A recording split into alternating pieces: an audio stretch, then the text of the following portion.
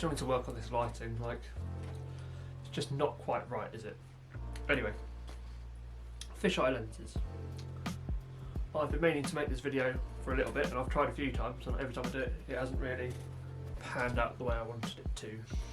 So, I've had 2 or 3 of these in my lifetime, and I will say this NEEWER, however you want to pronounce it. NEEWER, however you want to pronounce it. I do like a picture on the front.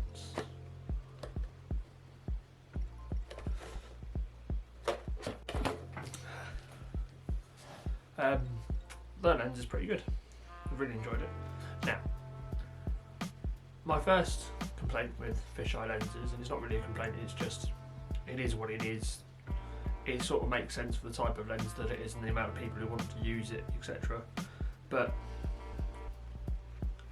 there's quite a big jump, like with a 50mm lens, for example, you can get, you know, Canon, Nikon branded ones, for example. Obviously, Pentax and Panasonic and Sony all do their own, but just that idea. You can get the branded ones. You can get third party like Sigma, Tamron, Yongnuo, and they might have 2 or 3 strings of them. Like they might have their budget, basic, easy one to use, and then they've also got their more luxury branded one. You know, the F 1. Oh, what is it? Canon does the F 1.8, the F2, and so on and so on. You know, they brand up that way, but you know, the Yongnuo one is just as good as the Canon's entry level one. You know, in terms of glass and things, it might feel a bit more plasticky on the outside, or you know, the autofocus might be a tiny bit stiffer, but overall image qualities, you know, for general use, is invariably the same. When it comes to specific lenses like fisheyes, because they're a bit more selectively used and not the biggest marketable lens, like it's not one that the everyday person or most people deliberately go out to get and think, oh yeah, I need this, I'm shooting, you know, they're shooting sports, but why would you immediately think this? I think culturally, cultural is an odd word to use for photography, but in terms of skateboarding and those sorts of sports, the cultural image and how the image is taken, fisheye lenses are a very good sort of common idea, because you get the whole environment in one shot and you get nice and close and all that lot. But the jump margin between, you know, Canon's own branded one and it having the autofocus and it having, you know, autofocus, a good element in front, you know, very little chromatic aberration things, which you're still going to get with most fisheyes because of the way it bends light, etc. But that sort of level of being like £2,000, and then you've got these sort of ones, 100 to 300 quid. You know, there's quite a big gap between, you know, somebody getting into shooting with fisheyes and somebody shooting professionally. You can get semi fisheyes and you can get full frame fisheyes. So this one, for example, if you've looked at a lot of the photos and video that I've taken with it, it's not a full fisheye in terms of having the whole glass bubble and then vignettes at each corner. It's for APS-C, so it doesn't go onto a full frame either to allow that or to get that effect, but it still takes the barrel distortion, the really wide, almost 180 degrees from the lens. Sort of, most lenses are sort of squared off depending on how far they go. So, you know, telephoto lenses, the field of view from the lens is actually there, and anything in that straight view is what's recorded.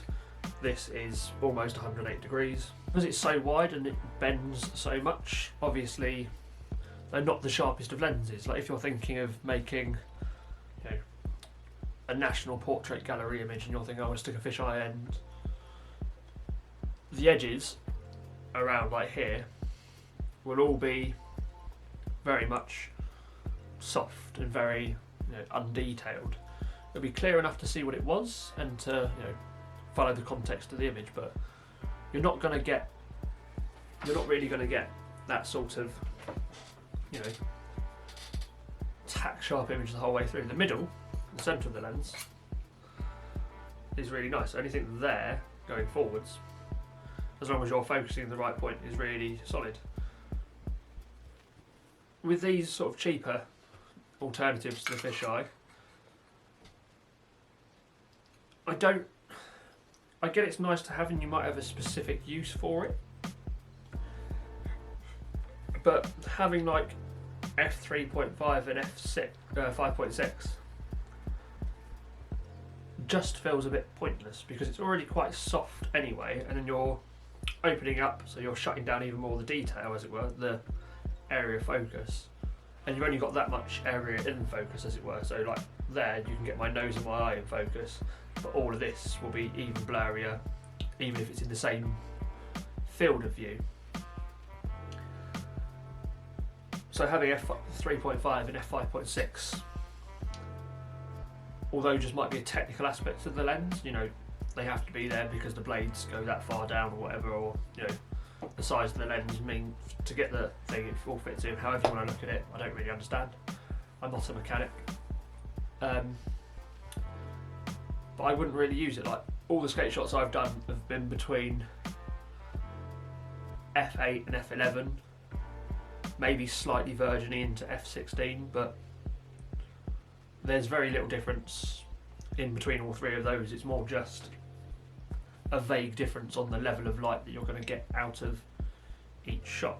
You're not really looking at it as, you know, oh, I want the nose to the ear in focus, or I want the, you know, I want there in focus and there in focus sort of thing. It's not really, doesn't really affect the image in that sort of way, which isn't, it's not counterintuitive to the way you're taught photography or the way photography is explained, but it's a bit more lighter on it than it were. Excuse the pun. Not even a pun really, is it? Not even a pun really, is it? It's more of just a nice solid metal body, very nice clear front element, but they're nice little lenses. Now, so you might want this to do nice wide landscapes on it, or you might want to do it for a creative purpose. There might be something that really benefits your style of photography where having the whole feature in the image works for you. Or, you know, for sports, it sort of fits the purpose of the lens. If you're videoing it, you've got, say, 180 degrees of a field of view. You're not losing any detail or any information in terms of the crop factor of your lens, or not lens, sensor and camera type. And as it's going quickly, you want to be able to catch them coming in and going out. You know, there's a whole nice frame of view where something like this, where I've got a very tight area to shoot in, might not be as effective. Because they're quite cheap, I think it's worth having in terms of, if you're thinking about getting one, just do it. I'd recommend the NEEWER one, although again I think it's not quite drop shipping, but this feels and looks a lot like the Rakina one. Rakina? Forget the pronunciation of them. They're third brand companies. You'll find them on Amazon, eBay. Well, I just say third brands, but they all look and feel the same. There might be slight differences in terms of build and design, but I don't know this. I've only had 3 in the past. This one, the Rakina, and another one that I had ages ago, can't remember who it was by. They're all virtually built the same, they're all feel the same, there'll be slight differences in quality and things. NEEWER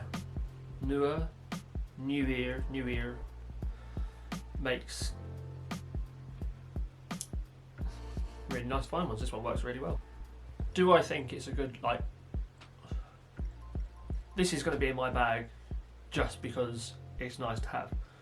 Will I be using it for show images, really putting out there sort of things? Probably not. Am I going to use it for sports images? You know, not trying to copy Trawler, but I do want to make a photo book like I mentioned in the last video, skateboarding and sports, so this is probably the one I'm going to use to make those images. Am I going to use it for portrait work? Probably not, unless I want the environment to be the main focus and the person in the portrait is just a characteristic of the image more than the main focus. Am I going to use it for other sports? Probably not. It's no good for football because obviously you're on the stands there in the pitch, you need a telephoto lens. But if you're thinking about getting one for just recording families, you know, trying to have a bigger sensor than a GoPro or your phone, and you want a bit more detail in that regard, I don't see these hurting. They don't break the bank, they don't really do anything to anything, do you know what I mean? They're not the best quality, they're not the worst. It all depends on your opinions. If you're sitting there mulling it over, it's probably worth going for a cheaper one, getting the work in, and then one day swapping it out. You know, in the future when you've got the jobs and you've lined them up, you're like, okay, I've been shooting skateboarding every day for the past 3-4 years. It's probably worth you investing in the home branded ones that are the £2 grand, £3 grand, whatever it is, because you're getting that quality of work, you're getting that, you know, market area, where the vis-a-vis it's not worth, you know, dipping your toes in a particular field of photography, spending that money and only using it twice. Enjoy the photos and videos, and I will catch you in the future.